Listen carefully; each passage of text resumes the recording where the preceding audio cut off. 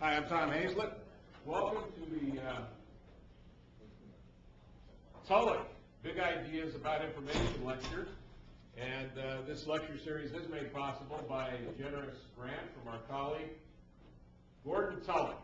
And despite the sponsorship of Professor Tullock, they're not all public choice talks. But they're all provocative. They're all interesting, and they're all by seminal thinkers in the field.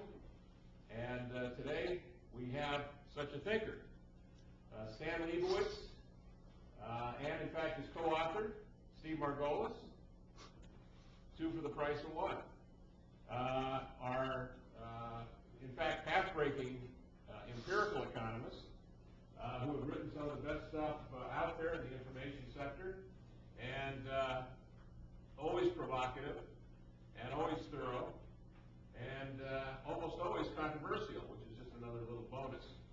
So students of mine are well familiar with their writings, and I think many of the other professors here are equally fond of them on the faculty, and many of their works are well known, but they're very careful empiricists and really have made a great contribution. And here we're going to have Stan Liebowitz regale us today with a talk. There will be a Q&A period. Please hold your questions until that period, and then in fact afterwards there is a reception out here in the Robert Levy atrium where we'll be able to talk with our guest today, Professor Stan Liebowitz. Thank you, Tom.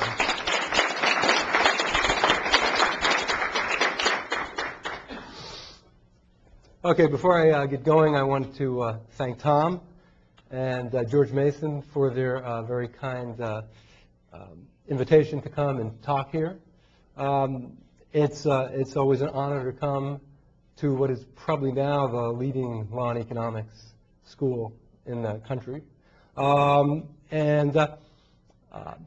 was suggesting that this topic might be one that takes a position, and it does. But we'll see. Not everybody always agrees with what my conclusion is going to be here. I do think the evidence is actually pretty overwhelming. I'm largely going to talk about the impact of piracy on record sales, with the idea of whether or not the Internet and it's the innovation of the Internet and the fact that it has led to piracy is going to be causing problems for various industries, particularly the entertainment industries, and whether or not we know what's going to happen, and then maybe what we can or can't do about it. Okay, so here's just a little, I went and looked for a few pictures to use. There's the boy crying wolf. I'll give you a little history of this topic, because the industry does get accused of crying wolf when there's a new potentially pirating type of technology. I'll talk about that a little bit before we get into sort of the details. First of all, I just thought it would be useful to mention that it's hard to think about copyright without thinking about technology at the same time. As long as the author of a work was tied to their work, there wasn't too much to worry about in the sense of someone making a copy of it, unless they had an incredibly good memory. But once technology allowed the work to be separated from the individual who created it, then became the option of people making copies. So that's sort of how we get started here. The Internet is an innovation. Innovations are supposed to make markets work better. They're supposed to make society wealthier. They're supposed to lead to improvements. And in many cases, that is exactly what has happened with the Internet. It is basically an innovation in distribution. And the nature of distribution has, in fact, led to, in this case, the distribution of unauthorized works. The Internet is an instance of creative destruction, where some old business models will change and be replaced by new business models because the Internet is a particularly efficient method at distributing certain types of products. Piracy, however, is not necessarily part and parcel of the Internet. You can think about them as two completely separate factors.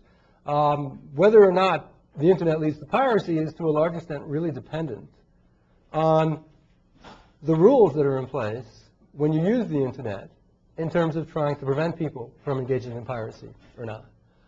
Now, I'm not going to be commenting very much on what those rules have been or maybe what those rules should be, which would be an interesting talk on its own, but that's not what this talk is about.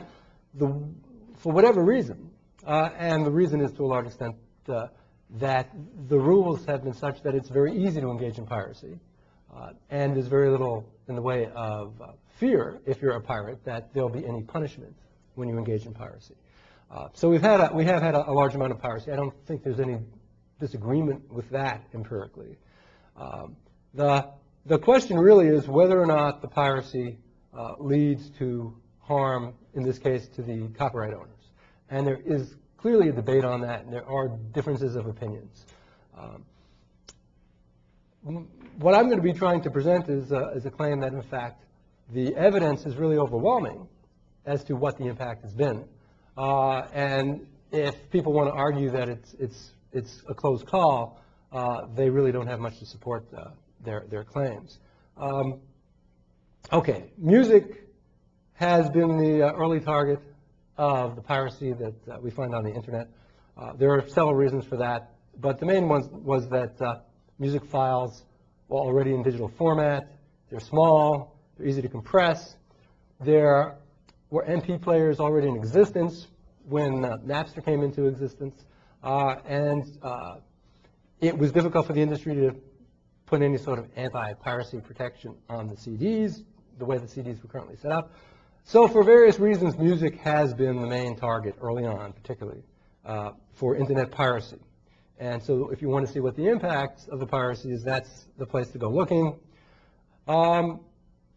Before I get into that, let me just sort of get into the crying wolf story, because this gets brought up quite a bit, and it is sort of interesting historically.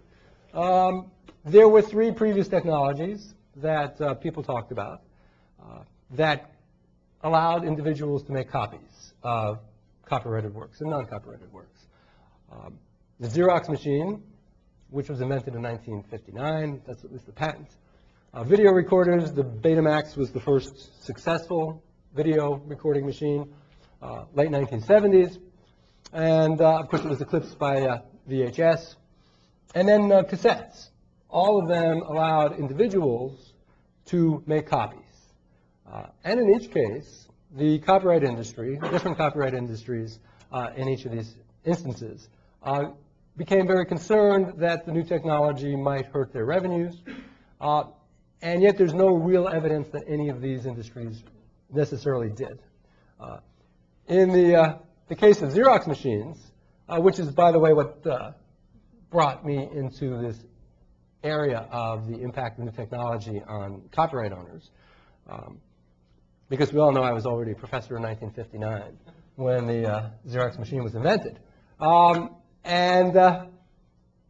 Actually, several decades later, the Canadian government asked me to do a study of the impact of copyright, of photocopiers on copyright, and I examined the issue, and what I concluded was that, in fact, photocopying was not causing harm to copyright owners. And there was a reason for that.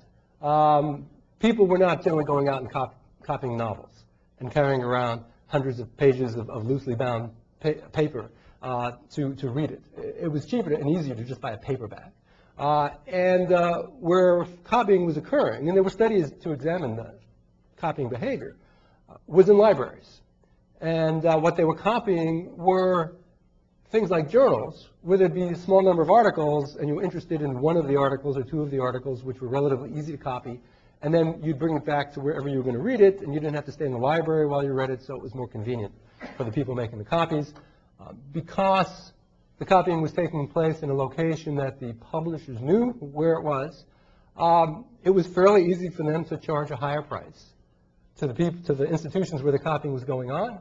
What I examined was the prices that journal publishers were charging for libraries versus individuals before photocopying came into existence and then after photocopying came into existence. And what I discovered was that there was virtually no dual pricing Before photocopying, there was essentially the same price for individuals as for libraries. But after 1959, the divergence in price became stronger and stronger. Libraries were paying 2, 3, 4 times as much as individuals for the same journal article. The number of new journals grew far greater than the number of potential readers. There was a whole shift towards journals and away from books. So it turned out that there was no evidence that the photocopying was causing any financial damage to the copyright owners. My suggestion to the Canadian government was that they didn't need to make any changes to the copyright law because the market had actually found an interesting way to take the extra money, the extra value that copiers were placing on the product they were copying and charge indirectly, which is something I called indirect appropriability, for the value of the copy. Next, we have video recorders. Okay, and here we have a picture of some version of the Boston Strangler. Some of you in the room know why that's on there and know what's coming. And you may say, what does this have to do with the Boston Strangler? Well, there are sometimes colorful individuals who make statements about new technologies. And here's a statement that's very well known to anybody who's looked at these issues by Jack Valenti, who's head of the MPAA. And he was comparing the video recorder to the Boston Strangler. And it was going to cause great damage to the industry. It was a terrible thing.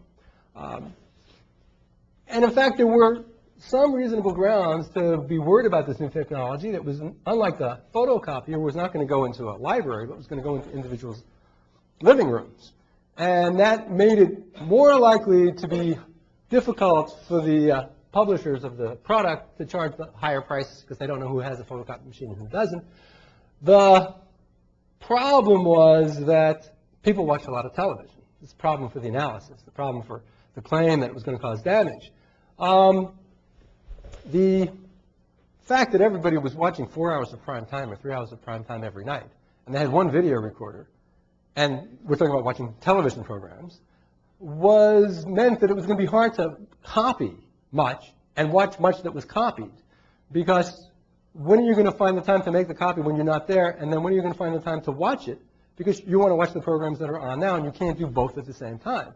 And as long as people were watching all this television during prime time, they weren't going to be able to do it. Plus, it turns out Americans are very easy to convince that it's really difficult to program a VCR.